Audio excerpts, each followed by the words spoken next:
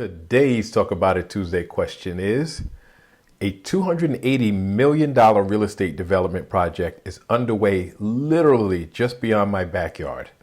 I currently have about $200,000 in equity. What factors should I consider before selling my home? All right, so let's break this down because sometimes we get real excited when a new project is coming in the neighborhood and we assume that it increases the value of our property, so it's a good time to sell. So let's just break down some simple concepts first. You say you have $200,000 worth of equity. So for those who don't know what equity is the difference between what your property is worth and what you currently owe. So if a property is worth $300,000 and this person owes $100,000, then he has $200,000 in equity. But we need to make sure you have $200,000 in equity. So really there are two ways to figure it out. You can get an appraisal, right? You can pay a professional appraiser and they'll come and tell you what the property is worth. Or you can do what real estate investors tend to do is get what we call comparables. So what are comparables? Properties of the same size, construction type, apples to apples, anything that's very similar to yours within 1.5 miles of yours that has sold in the last few months.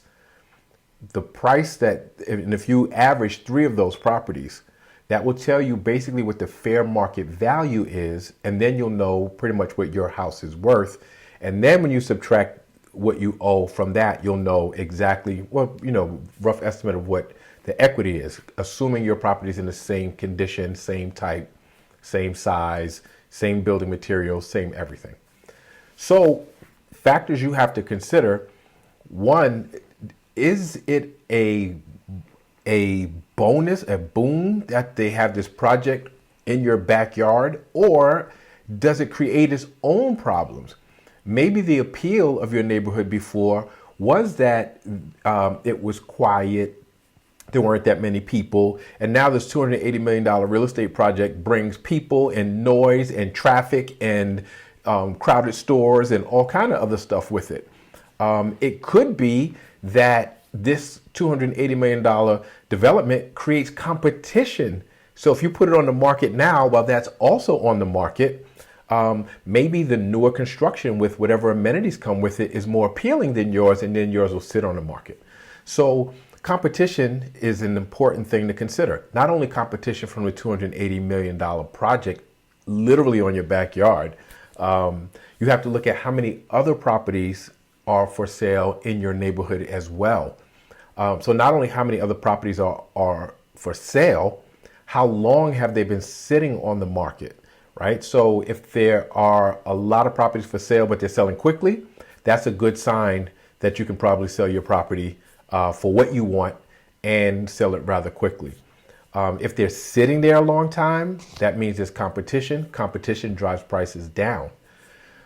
So that's a real big thing.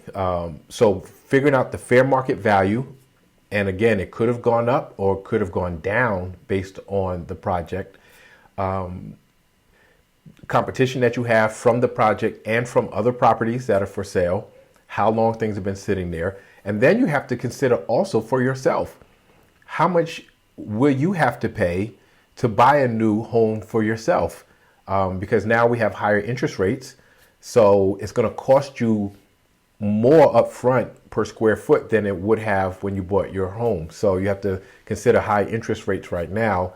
So can you find the property that you want and be able to pay the price that you want?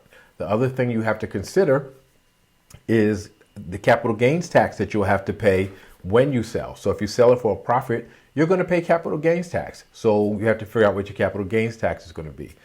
You're going to need a brokerage to sell it. What is the cost of selling? So what's the brokerage fee going to be? And that's very negotiable depending on, again, how many properties there are for sale and how fast things are selling. So, again, your selling costs, how long you're going to have to wait to sell, competition. Did you gain equity, or did the project make you actually lose equity? So you could even be upside down depending on, again, the results of studying whether or not how that project impacted what you're trying to do. So those are the basic things you have to consider. I love the question. I'd like to hear your thoughts. What do you think this person should consider as well? But please like, share, subscribe, keep the questions coming, and I'll see you next Tuesday.